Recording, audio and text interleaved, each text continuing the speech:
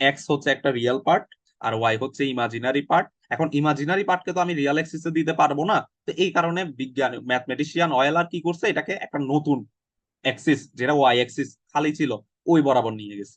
যেহেতু ওই বরাবর নিয়ে গেছে, তাহলে আমি এই ইমাজিনারি গুলারে সবসময় কোন দিকে রাখবো, ওয়াই বরাবর। এক্স বরাবর রাখবো হচ্ছে বাস্তব পার্টকে, ওয়াই বরাবর রাখবো হচ্ছে কি ইমাজিনারি পার্টকে। তাহলে আমি যদি বলি এই অ্যাক্সিসটার নাম হচ্ছে কি কমপ্লেক্স নাম্বারের অ্যাক্সিস, এই কমপ্লেক্স অ্যাক্সিসের মধ্যে ভুজ নির্দেশ করবে হচ্ছে কি রিয়াল পার্টকে, কোটি নির্দেশ করবে কাকে, ইমাজিনারি পার্টকে। আমার কথা ক্লিয়ার? এবার এখান থেকে অনেক ধরনের অ্যানালাইসিস আসবে। অ্যানালাইসিস গুলা কি, ধরো ওয়াই এর ভ্যালু 0, তাহলে দেখো তো এই লাইনটা একদম, ওয়াই এর ভ্যালু যদি 0 হয় লাইনটা একদম এভাবে যাবে না, এক্স। তাহলে ওয়াই এর ভ্যালু 0 হওয়া মানে কি, তার কোনো ইমাজিনারি পার্ট নাই, তার মানে 5, তার মানে সে শুধু কি রিয়াল সংখ্যা বা বাস্তব সংখ্যা। আবার এক্স এর ভ্যালু 0 মানে কি, সে যাবে হচ্ছে এইভাবে, এই বরাবর। তাহলে এক্স এর ভ্যালু 0 মানে কি, তার কোনো বাস্তব পার্ট নাই, সে পুরাটাই একদম কি কাল্পনিক সংখ্যা। এই দুইটা জিনিস যদি বুঝে থাকো, তাহলে আমরা এই এই অরিজিন বা 0 0 থেকে আমি একটা দাগ টানে দিলাম, দাগ টেনে দিলাম। এখন এই দাগ টেনে দেওয়ার পরে 0 0 থেকে আমি জিনিসটা ধরলাম হচ্ছে আর, আমি ধরলাম কি আর। তাহলে যদি আমি আর ধরে থাকি, যদি আমি আর ধরে থাকি এন্ড এটা ধরলাম আমি থিটা। এখন এগুলার কাজে আমি যাব না, এগুলা যাওয়ার আগে আমি তোমাদেরকে আরেকটা জিনিস পড়াই। আচ্ছা, চ্যাট বক্সে কি কারো কোনো কোয়েশ্চেন আছে? I equal to imaginary I can, অন্য কিছু কেন হয় না? আচ্ছা, তোমার আনসার তো দিয়েই দিছি, প্রশ্ন এখন দেখলাম মাত্র। আয় না হয়ে অন্য কেন কিছু হয় না কেন? হবে, যে দিয়েও ইউজ করে, কে দিয়েও ইউজ করে। এক এক বইয়ে দেখবা যখন বড় হইয়া অন্যান্য বই পড়বা বাইরের, এক এক বইয়ে দেখবা এক একটা ইউজ করতেছে। এগুলা দেখে ঘাবড়ানোর কোনো দরকার নেই, সেম জিনিস। আচ্ছা, তাহলে এখানে এসে আমরা এই জিনিসগুলো পড়লাম, তো এখান থেকে একটা মারাত্মক একটা জিনিস এখন যেটা পড়াবো, এতক্ষণ ধরে তোমরা দেখতেছো যে আমি কিছুক্ষণ ইমাজিনারি বলি, কিছুক্ষণ কমপ্লেক্স বলি, কিছুক্ষণ রিয়াল বলি। আসলে টার্ম গুলা কি, ঘটনাটা কি ভাই? আপনি কতক্ষণ ইমাজিনারি বলেন, কতক্ষণ কমপ্লেক্স বলেন, কাহিনীটা কি আসলে? দুইটা জিনিস কি সেম, ইমাজিনারি আর কমপ্লেক্স? কথা হচ্ছে না, ইমাজিনারি আর কমপ্লেক্স সেম জিনিস না। ইমাজিনারি নাম্বার মানে কি অবাস্তব সংখ্যা, রিয়েল নাম্বার মানে কি বাস্তব সংখ্যা। তাহলে দুইটা কথা আমি শিখলাম, একটা হচ্ছে বাস্তব আর একটা হচ্ছে অবাস্তব। এন্ড এই দুইটা টার্মের যোগফলটাকে বলা হয় হচ্ছে জটিল সংখ্যা। তাহলে complex is equal to the real part plus imaginary part. তাহলে কমপ্লেক্স নাম্বারকে জেড দ্বারা প্রকাশ করা হয়, এন্ড এটারে অবাস্তব, বাস্তব আর অবাস্তব, তাহলে রিয়েল পার্ট প্লাস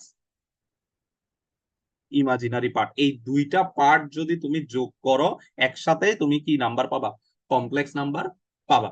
তাহলে কমপ্লেক্স নাম্বার আর ইমাজিনারি নাম্বারের মধ্যে একটা সম্পর্ক বলতে পারবা তোমরা? সম্পর্কটা হচ্ছে কি, সকল ইমাজিনারি নাম্বারই কি কমপ্লেক্স নাম্বার, কিন্তু সকল কমপ্লেক্স নাম্বার কিন্তু ইমাজিনারি নাম্বার না। তার মানে যদি 5i থাকে, 5i মানে বোঝাচ্ছে হচ্ছে 0 + 5i, তার মানে এখানে বাস্তবের কোনো টার্ম নাই, 0। তাহলে এটা হচ্ছে কি কাল্পনিক সংখ্যা। তাহলে এই কাল্পনিক সংখ্যা অবাস্তব না লিখে এটা আমি কাল্পনিক লিখি, ইমাজিনারি না, তাহলে এটা আমি লিখবো কি কাল্পনিক। তার মানে কি বিশুদ্ধ যে কাল্পনিক সংখ্যা আছে বা বিশুদ্ধ জটিল সংখ্যা বা বিশুদ্ধ কাল্পনিক সংখ্যা, তার মানে ওখানের সাথে কোনো বাস্তব পার্ট থাকতে পারবে না। এই ওয়াই অ্যাক্সিস বরাবর যেগুলো, এগুলাকে বলা হয় হচ্ছে কি বিশুদ্ধ কাল্পনিক সংখ্যা বা পিওর ইমাজিনারি নাম্বার। আর এক্স অ্যাক্সিস গুলো, এগুলো হচ্ছে পিওর বাস্তব সংখ্যা বা পিওর রিয়াল নাম্বার। আর এই দুইজনের মাঝখান বরাবর কোনো পয়েন্টে যখন তুমি থাকবা, তখন তার বাস্তব পার্টও আছে, কাল্পনিক পার্টও আছে, তখন এদেরকে বলা হয় হচ্ছে জটিল সংখ্যা। আমরা জটিল মানে কি জানতাম, ছোটবেলায় জটিল পড়তাম না, জটিল জিনিস মানে কি একাধিক জিনিস এসে যখন মিশ্রণ হয়ে যায় তখন এটাকে বলা হয় জটিল। তখন হচ্ছে জটিল হয়ে যায় যে বাস্তব বলবো না অবাস্তব বলবো, কাল্পনিক নাকি বাস্তব, তখন হচ্ছে জটিল প্রক্রিয়া চলে আসে, এটাকে বলা হয় জটিল সংখ্যা। কিন্তু জটিল সংখ্যা আর কাল্পনিক সংখ্যা কিন্তু সবসময় সেম হবে না। ওকে, এই এই কনসেপ্টটা মাথায় রাখবে, এটা কিন্তু অনেক বেশি ইম্পর্টেন্ট জিনিস। আচ্ছা, তাহলে এবার এইখান থেকে আমি কিছু জিনিস মানে অ্যারাইজ করি তোমাদের জন্য। এটা হচ্ছে, দেখো, কালারটা চেঞ্জ করি আমি। এখানে দেখো রিয়াল পার্ট, এখন আমি রিয়াল আর ইমাজিনারি পার্ট নিয়ে কথা বলবো। তাহলে আমরা বাস্তব সংখ্যা মানে কি জানি, Z is equal to real part plus imaginary part. তাহলে বললো তো রিয়াল পার্ট কে, এখানে এক্স, ইমাজিনারি পার্ট কে আই ওয়াই, শুধু ওয়াই বললে হবে না, এটা আই ওয়াই সহ বলতে হবে, নয়তো ইমাজিনারি চিহ্নই যদি না থাকে তাহলে আর কেমনে হইলো। ওকে, তাহলে এখান থেকে আমি আসলে জেড ইজ ইকুয়াল টু বলতে পারি কি এক্স প্লাস আই ওয়াই। এটাই হচ্ছে জটিল সংখ্যা প্রকাশের নিয়ম। জটিল সংখ্যা লেখার নিয়ম হচ্ছে এটা, একটা বাস্তব জিনিস থাকবে, একটা অবাস্তব জিনিস থাকবে, অবাস্তবের পাশে একটা আই থাকবে। আমার কথা ক্লিয়ার? এতটুকু পর্যন্ত বুঝছো তোমরা? আচ্ছা, এতটুকু পর্যন্ত যদি বুঝে থাকো, এন্ড এই প্রসেসটারে কি বলা হয়, এই প্রসেসটা দেখো তো, এই বরাবর এক্স, এই বরাবর ওয়াই, তাহলে এদিক থেকে এটাও এক্স, এদিক থেকে এটাও ওয়াই। তাহলে এই এখন যে সাদা যে চিহ্নটা তুমি দেখতেছো, সাদা যে গ্রাফটা দেখতেছো তুমি, এই সাদা গ্রাফটা আসলে দেখতে কিসের মতো, কি কি নির্দেশ করতেছে? ছোটবেলায় যে আঁকা আঁকি করছো না, এরকম আঁকা আঁকি করা কোন শেপটা দেখে মনে করতেছে এটা? Obviously it's a rectangular, rectangle গুল, কি বলে এটা, রেক্টেঙ্গেল বলে, সরি রেক্টেঙ্গেল। ওকে, রেক্টেঙ্গেল বাংলা কি, আয়তক্ষেত্র।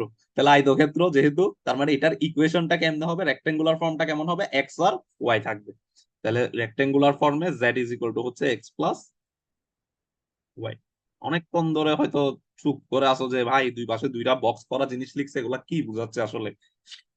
তো একটা জিনিসের আনসার পেয়ে গেছো যে রেক্টেঙ্গুলার ফর্ম হচ্ছে এটা, যেখানে এক্স হচ্ছে কি পার্ট, রিয়াল পার্ট, আর ওয়াই হচ্ছে কি পার্ট, ইমাজিনারি পার্ট। আচ্ছা, এইবার আসি, এই যেহেতু উপরে বক্স আরেকটা দেখা যাচ্ছে, তার মানে ঘটনা আছে। ঘটনাটা কি ভাই, এখানে কোন একটা কাহিনী আছে, যে কাহিনীটা ভাই এখনো বলে নাই। এটা হচ্ছে, ঠিক যারা আমার কি করছো সরলরেখা চ্যাপ্টারটা পড়ছো, তারা জানো পোলার ফর্মে কেমনে কি করা লাগে। কার্তেসীয় স্থানাঙ্ক ব্যবস্থা থেকে বা রেক্টেঙ্গুলার ফর্ম থেকে কেমনে পোলার ফর্মে চাইতে হয়, এটা তোমরা অলরেডি শিখে ফেলছো।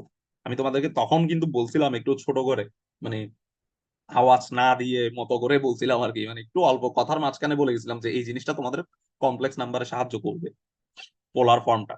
অলরেডি সময় চলে আসছে এখন তোমাদের হেল্প করার জন্য। দেখো, তাহলে এটা যদি থিটা হয়, এই জিনিসটা যদি থিটা হয়, তাহলে আমরা X is equal to X কে কি লিখতে পারি, এক্স কে আর, জিনিসটার একটা ছায়া পড়বে না এই বরাবর, আর এর সাথে এই আর এর একটা ছায়া, যদি উপর থেকে টর্চ মারো, এদিক থেকে যদি টর্চ মারো, তাহলে তুমি কি পাবা, এটার একটা ছায়া পাবা এক্স বরাবর। তো এই ছায়াটা কি, আর কস থিটা। তাহলে এক্স ইজ ইকুয়াল টু হচ্ছে কি আর কস থিটা। আর ঠিক সেম ভাবে ওয়াই, ওয়াই বরাবর যে ছায়াটা পাবা, এটা কি পাবা, Y is equal to R sine theta. এই দুইটা জিনিস পাবা না? অবভিয়াসলি পাবা। তাহলে পোলার ফর্মটা কি হবে, পোলার ফর্মটা হবে হচ্ছে Z is equal to X, X এর জায়গায় বসবে কি R cos theta plus I into R sine theta. তাহলে জেড ইজ ইকুয়াল টু, আমরা বলতে পারি না, আর কমন নিলে cos theta plus I sine theta. বুঝা গেছে এটা? এখন সাথে এই জিনিসটা মাথায় রাখবা, R E to the power I theta. ভাই কি লিখলেন এটা, ভাই কি লিখলেন? উপর পর্যন্ত তো সব ঠিক ছিল, সবকিছু তো বুঝলাম, এখন জিনিসটা কি লিখলেন আবার, ই টু দি পাওয়ার এক্সপোনেনশিয়াল কেন চলে আসছে? আজকের ক্লাসের মানে আমার যতটুকু স্লাইড বানাইছি, এটার একদম লাস্ট স্লাইড হচ্ছে এটা নিয়ে। এটা হচ্ছে ইউলারের ফর্মুলা। ইউলার এত সুন্দর এই কমপ্লেক্স নাম্বার নিয়ে কথা বলে গেছে, ও নিজের একটা ফর্মুলা বানাই যাবে না কখনো? অবশ্যই যাবে, এটা সবচেয়ে সুন্দর একটা ফর্মুলা। ওকে, তাহলে ইউলার ফর্মুলা।